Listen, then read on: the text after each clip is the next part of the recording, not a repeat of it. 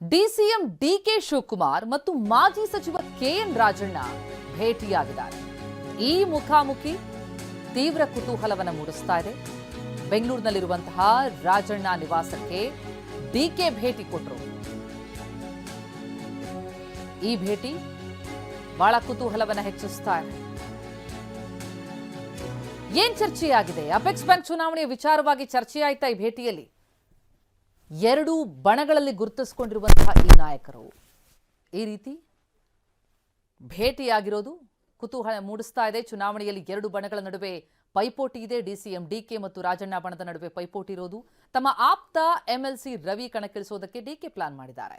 ಸಹಕಾರಿ ಕ್ಷೇತ್ರದಲ್ಲಿ 3 ದಶಕಗಳಿಂದ ರಾಜಣ್ಣ ಪ್ರಾಬಲ್ಯವನ್ನು ಹೊಂದಿರುವಂತಹ ಹಿನ್ನೆಲೆಯಲ್ಲಿ ಡಿಸಿಎಂ ಡಿಕೆ ಶಿವಕುಮಾರ್ ರಾಜಣ್ಣ ಭೇಟಿಯಾಗಿದ್ದಾರೆ.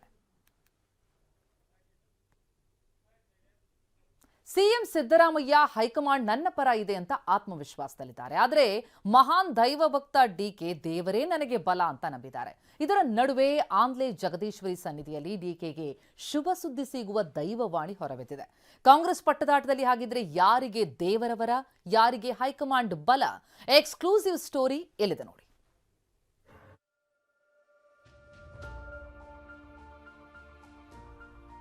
ಎರಡೂವರೆ ವರ್ಷ ಅಂತ ಹೇಳೇ ಇಲ್ಲ. 2.5 ವರ್ಷ ಅಂತ ಇಲ್ಲ.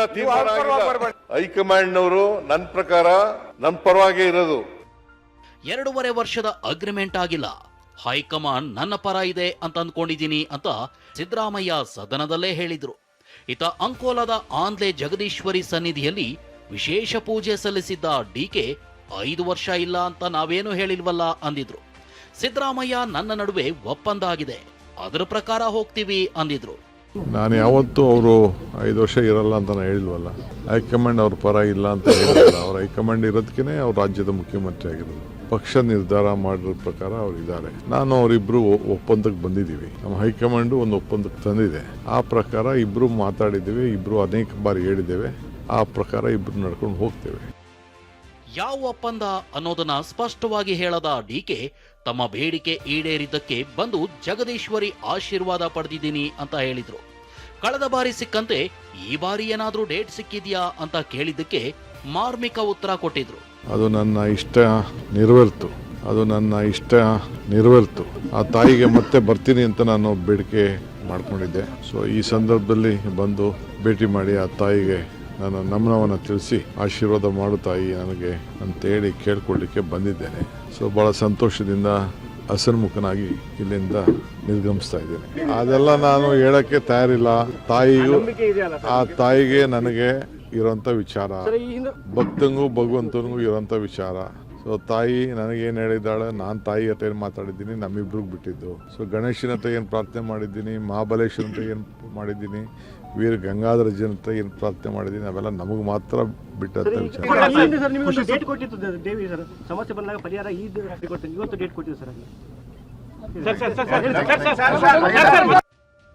ಹೀಗೆ ಮುಗುಳ್ನಕ್ಕೂ ಹೋಗಿದ್ದ ಡಿಸಿಎಂ ಡಿಕೆ ಅಸಲಿಗೆ ಜಗದೀಶ್ವರಿ ದೇವಿ ಮುಂದೆ ಏನ್ ಬೇಡಿಕೆ ಇಟ್ಟಿದ್ದಾರೆ ಅನ್ನೋ ಎಕ್ಸ್ಕ್ಲೂಸಿವ್ ಮಾಹಿತಿ TV9ಗೆ ಸಿಕ್ಕಿದೆ.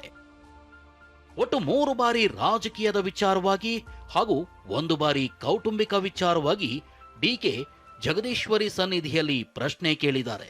ಅಷ್ಟೇ ಅಲ್ಲ, ಜಗದೀಶ್ವರಿ ದೇವಿ ಸನ್ನಿಧಾನಕ್ಕೆ ಬರೋ ಮುನ್ನ ಡಿಕೆ ಆಪ್ತ ಕಾರ್ಯದರ್ಶಿ ಕಾರು ಅಪಘಾತವಾಗಿತ್ತು. ಈ ಬಗ್ಗೆನೂ ಡಿಕೆ ಕೇಳಿದ್ದಾರೆ ಎನ್ನಲಾಗಿದೆ. 5 ಬೇಡಿಕೆಗಳ ಪೈಕಿ ಮುಖ್ಯಮಂತ್ರಿ ಹುದ್ದೆ ಬಗ್ಗೆನೂ ಪ್ರಶ್ನೆ ಕೇಳಿದ್ದು 1.5 ತಿಂಗಳಲ್ಲಿ ನಿಮಗೆ ಶುಭ ಸುದ್ದಿ ಬರಲಿದೆ ಅಂತ ದೈವವಾಣಿಯಾಗಿದೆಯಂತೆ. ಅಷ್ಟೇ ಅಲ್ಲ, ದುಷ್ಟಶಕ್ತಿಗಳ ನಿವಾರಣೆಗೆ ನಿತ್ಯ ಜಗದೀಶ್ವರಿಗೆ ಪೂಜೆ ಸಲ್ಲಿಸೋದಾಗಿ ಡಿಕೆ ಒಪ್ಪಿದ್ದು, ಡಿಕೆ ಹೆಸರಿನಲ್ಲಿ ನಿತ್ಯ ಬೆಳಗ್ಗೆ 5 ಗಂಟೆಗೆ ಅರ್ಚಕರು ಜಗದೀಶ್ವರಿಗೆ ವಿಶೇಷ ಪೂಜೆ ಸಲ್ಲಿಸ್ತಿದ್ದಾರೆ. ಹೀಗೆ ನಿತ್ಯ ಪೂಜೆ ಮಾಡಿದಾಗಲೂ ಅರ್ಚಕರು ಜಗದೀಶ್ವರಿ ಪ್ರಸಾದ ಕೇಳ್ತಾರೆ. ಯಾವ ದಿನ ದೇವಿ ಪ್ರಸಾದ ಕೊಡೋದಿಲ್ವೋ ಅಂದು ಬಹಳ ಎಚ್ಚರಿಕೆಯಿಂದ ಇರಲು ದೇವಿ ಸೂಚಿಸಿದಾಳಂತೆ.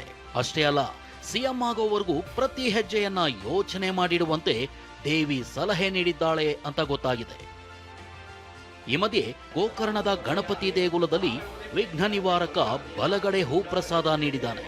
ಇನ್ನು ನಾಗಸಾಧುಗಳು ಕೂಡ ಮನೆಗೆ ಬಂದು ಆಶೀರ್ವಾದ ನೀಡಿದ್ದಾರೆ. ಇದೇ ವೇಳೆ ಮಾತನಾಡಿರೋ ಡಿಸಿಎಂ ಡಿಕೆ ಇಬ್ಬರಿಗೂ ಹೈಕಮಾಂಡ್ ಏನೋ ಹೇಳಿದೆ, ಯಾವಾಗ ದೆಹಲಿ ಕರೆಸ್ತಾರೆ ಅಂತಾನೂ ಹೇಳಿದ್ದಾರೆ. ಹೈಕಮಾಂಡ್ ಭೇಟಿಗೆ ಇಬ್ರು ಒಟ್ಟಿಗೆ ಹೋಗ್ತೀವಿ ಅಂದಿದ್ದಾರೆ. ನಾನು ಮಂಗಳವಾರ ಹೋಗ್ತೀನಿ. ನಾನಂತೂ ಕದ್ದು ಹೋಗಲ್ಲ. ನಮ್ಮಿಬ್ಬರಿಗೂ ಏನೋ ಹೇಳಿದಾರೆ ಅವರು, ಯಾವಾಗ ಕರೆಸ್ತೀವಿ ಅಂತ ಇಬ್ಬರಿಗೂ ಫೋನ್ ಮಾಡಿ ಹೇಳಿದ್ದಾರೆ. ಹೋಗ್ತೀವಿ, ಇಬ್ರು ಹೋಗ್ದಿರಕ್ಕಾಗ್ತದ? ಮಂಗಳವಾರ ಡಿಕೆ ದೆಹಲಿಗೆ ತೆರಳುತ್ತಿದ್ದಾರೆ. ಆದ್ರೆ ಅವರೇ ಹೇಳಿರುವಂತೆ ಇದು ಇಲಾಖೆಗೆ ಸಂಬಂಧಿಸಿದ ಪ್ರವಾಸ.